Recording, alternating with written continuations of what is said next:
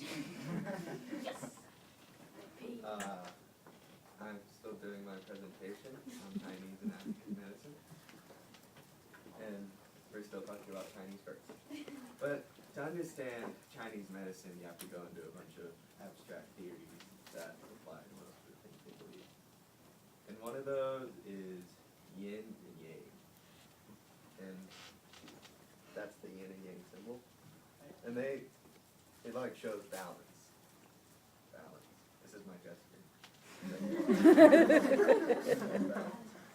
And they have it so they believe that everything in nature had to be balanced in order for it to be how it was supposed to be. And this is yin, the black, and that's the masculine side, and that's white, feminine. And believe it like made all things. And they thought that sickness came from an imbalance in the yin and yang. So they do a bunch of stuff to try to rebalance. And then there's also the 5 elements. They believe that all things are broken down into 5 qualities. That's what this is. The qualities were wood, fire, earth, metal, and water. And they were more of, they didn't believe that it was actually made of that, but those are characters that represented the different things. And it was like, they like broke down the yin and yang into those smaller things.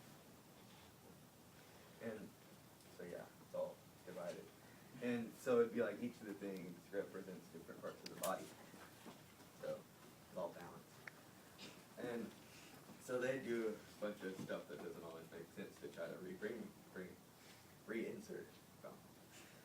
And so they did acupuncture, where that's acupuncture. They stick needles into pressure points. And that's a graph showing places where you do the acupuncture. And they also did a lot of herbal medicines, massages, diet, and exercise. It was all very organized and usually effective. Except there's this one thing, and they had like glass and scraped it on your back, and that didn't help very much. They thought it'd like scrape away the sickness. Now we will talk about African medicine.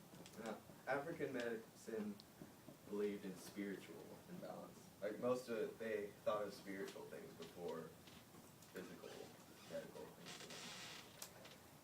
And it wasn't very organized or scientific. It was mostly herbal. Like all the things that they'd actually treat the people was all herbal. And they had all these ceremonies and like wear feathers and things around. Everything was symbolic. Like they thought sicknesses were symbolic of some special thing. And they thought that people would send signs, like their gods or whatever, to show what sicknesses were. Like this guy is looking at a crab. He's watching how it moves. And depending on how it moves, he's going to see how to treat the person. And this guy is looking at animal organs to see what color they are. Depending on the color, he'll know how to treat the person. See, there's like some kind of butcher animal right there. It's very fun. It wasn't usually very effective most of the time. It was the whole crab thing didn't usually work, and some good crabs would bite people and stuff. But they also believed in magical powers, and they thought like rocks, like special, they have like little pebbles. Yeah, it's like that book we have here, magical pebbles. But they thought those would do everything. They thought everyone was sick for a reason. People didn't just get sick. And these are out of like most of the plants in Africa, they used for some kind of medicinal thing. Even though they didn't always help very much, they still use them. And that's some kind of special medicinal flower. And they take the bark off of that tree to do it. And yes, it wasn't very logical. It was very spiritual. Okay. Alright. Thank you.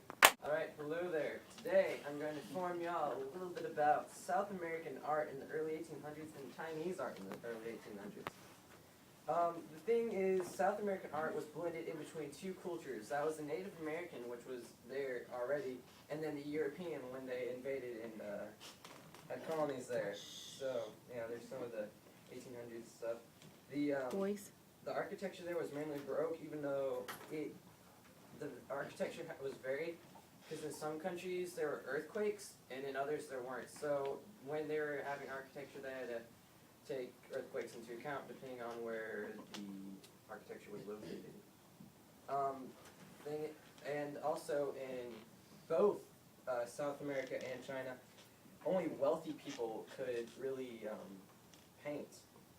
And the paintings in South America were mostly portraits. Excuse me just a second. Mostly wealthy people were the ones that were painting. In China, it was due to funds, as money and stuff, and then also it was more of a social status for painting, and only really rich people could do it. And the paintings there were usually watercolored. And as you can see in this one, they use very little detail, and they like to use lots of open areas, like all around here. And they also had to have little stamps on the side of it and had to be certified. Yeah. Very good.